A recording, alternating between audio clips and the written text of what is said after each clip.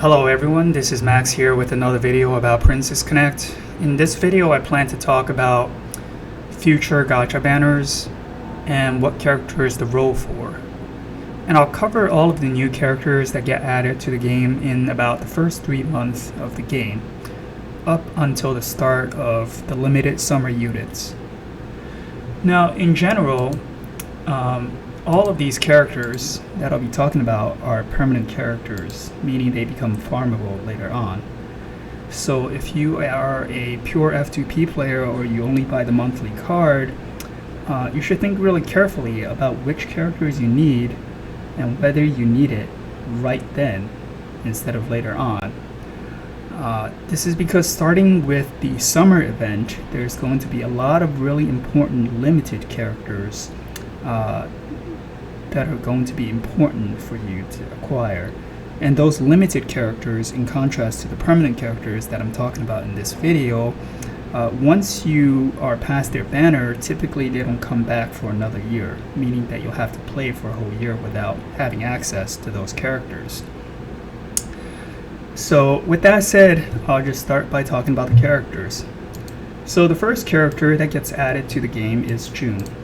June is a tank. She's a really great tank initially when she's released.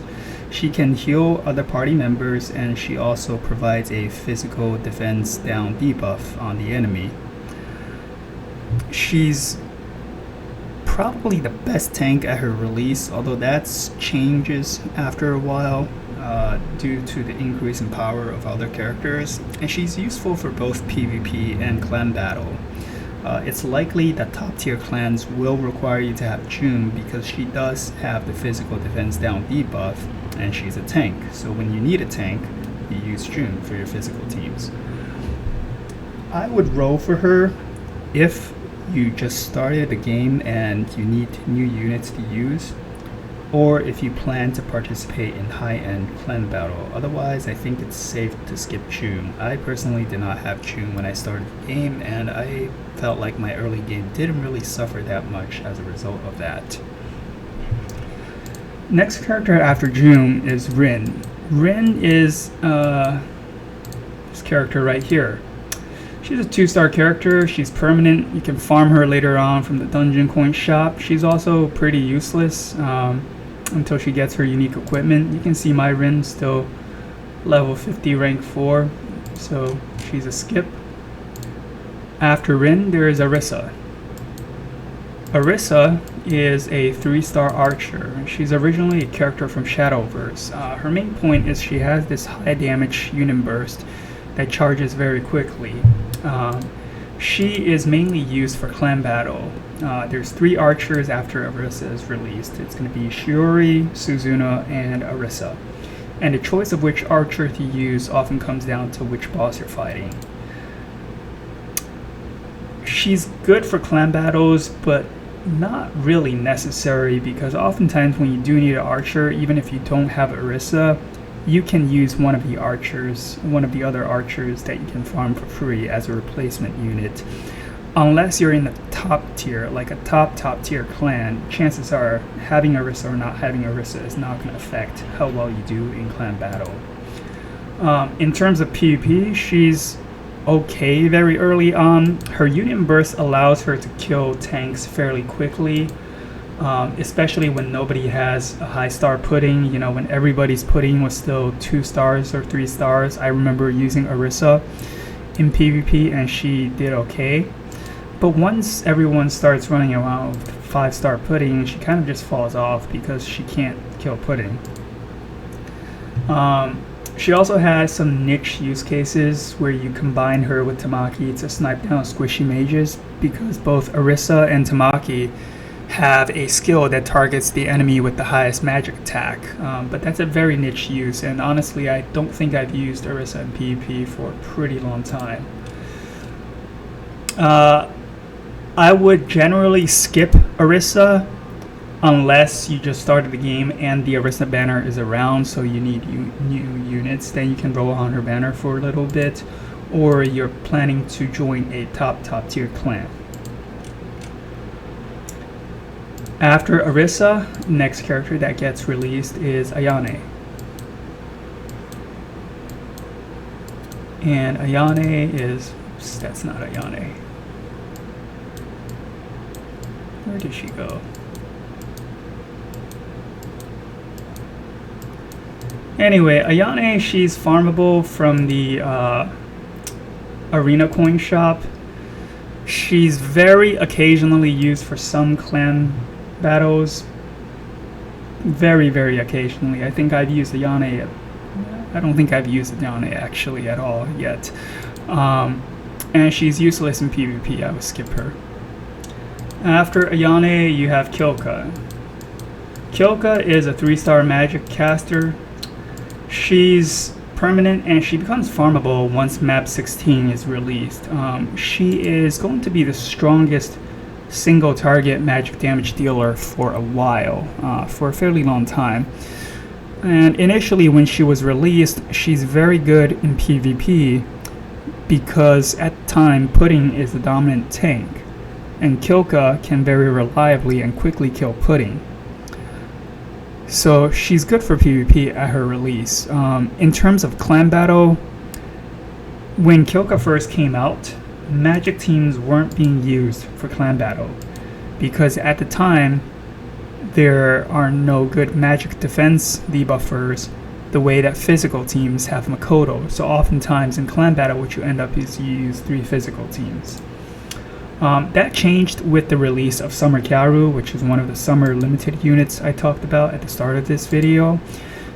From that point forward, it becomes common for clan battles to involve 2 physical teams and 1 magic team. And of course, Kyouka becomes a core member of the magic team. That said, even if you want to do clan battle, it doesn't necessarily mean you need to have Kyouka, because so long as you have the other 4 members of the magic team, you can borrow the 5th character from a fellow clan member. So the magic team typically consists of Ilya, Akari, Summer Kyaru, Kyouka, and then a 5th character who can be another magic damage dealer, a tank, or a healer, depending on the boss. So as long as you have those other 4 characters, you don't actually need Kyouka yourself to have a functioning magic team for clan battle. Overall, I would skip Kyouka if you are F2P or you only buy the monthly card. Unless at that point you're still missing a lot of characters, then you might be justified rolling for Kyouka. And the reason I say that, even though Kyouka is undoubtedly a good character, is because within a month of Kyouka coming out, a meta-defining character called Ilia gets released, and I'll talk about Ilia shortly. So after Kyouka's banner, you have Misato, and Misato is this one right here. So she is a 2-star group healer. She also provides a group magic attack buff. So she is great for your magic teams in clan battle when you actually need to use a healer. She is very, very occasionally used for some PvP stock compositions, although I don't really see Misato much in PvP. She becomes farmable through the dungeon shop, and that means she can be made 5 stars very easily, and I would skip Misato's banner and just farm her from the dungeon coin shop once she gets added. After Misato, we have Ilia. And Ilia is this character right here. And I'll say you can see my Ilia on the CN server is actually still level 1 and rank 1.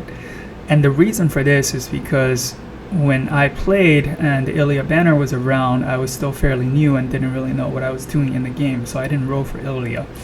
And that's one of my biggest regrets playing on the CN server, because Ilia is a meta-defining character for PvP. She's a 3-star AoE magic damage dealer that causes very high damage at the cost of her own health. The reason she's meta-defining has to do with the fact that before Ilia was released, the most popular defensive composition in an arena consists of pairing Tamaki with 3 tanks and Maho, and these are really a type of stall composition. The idea behind these kinds of defensive teams is that essentially you force the enemy team to spend so much time killing your tanks that they time out. And in PvP, when the battle times out, the defender automatically wins. So Ilia kind of changes all that because the amount of damage she dealt at the time of her release was so extreme that it was basically impossible to heal through it. And having Ilia allowed you to pretty easily crush almost every kind of arena defense at the time. Anyone who had Ilia at the time of her release had a very easy time hitting rank 1 in arena, in both arena and princess arena, so they can collect the first time rank up rewards.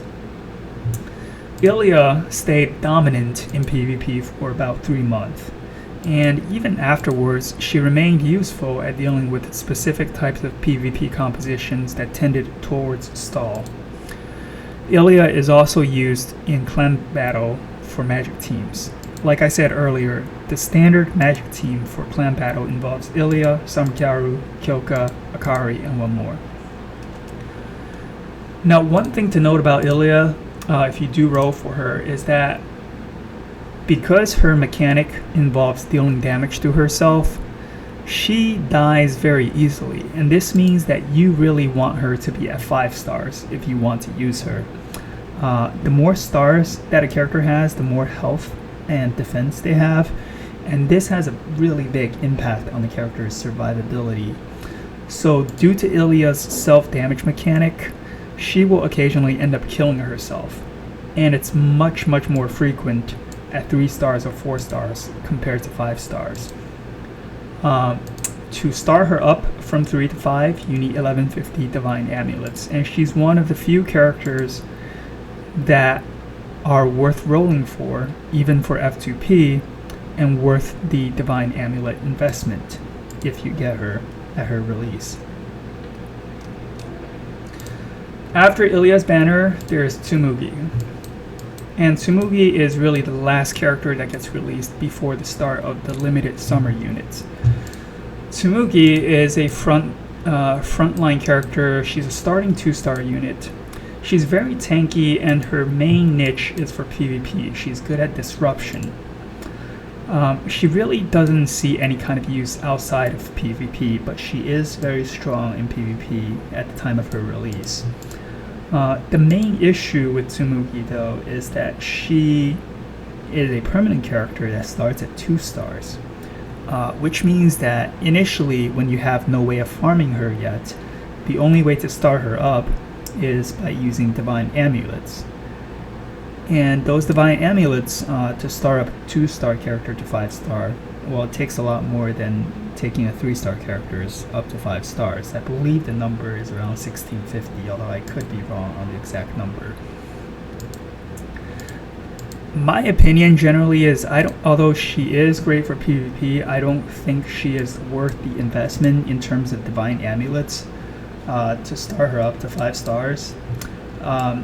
If you are really PvP focused and you enjoy PvP a lot, one option you have might be to roll for Tsumugi and to start her up with your divine amulets, although I don't really recommend it. I think the better choice is to just skip Tsumugi until she gets added to the Princess Arena shop, at which point you probably already have unlocked her from rolling on other gacha banners, and you can just start her up and use her at that point. And that's it. Once Tsumugi is over, the summer limited units start showing up, and I'll talk about that in a future video. So that's all for now, and thanks for watching.